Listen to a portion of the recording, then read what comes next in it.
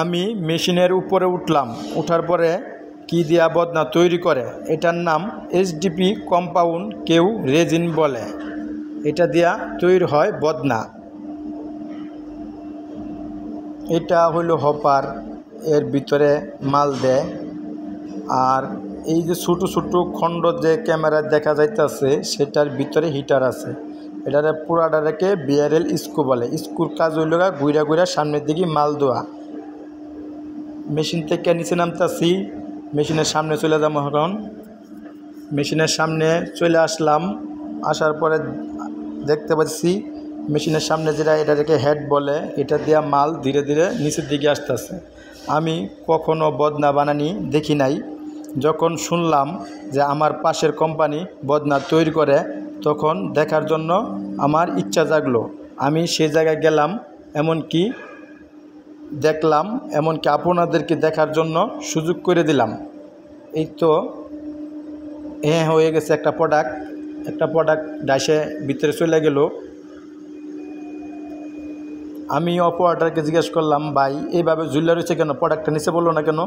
তখন বলল, ভাই প্রোডাক্টটা ঠান্ডা হওয়ার জন্য এই জায়গা ঝুলে রয়েছে। এই তো আরেকটা প্রোডাক্ট তৈরি হয়ে গেছে।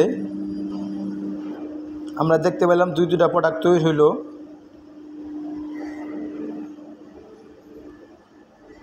এই আরেকটা প্রোডাক্ট হয়ে গেছে।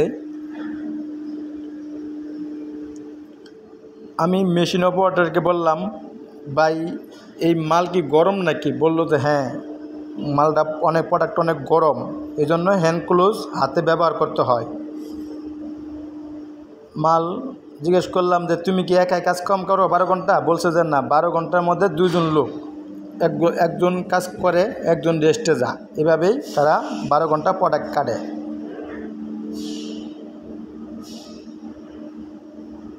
আমি বললাম, ভাই প্রোডাক্টটাকে আমার হাতে দেওয়া যাইব?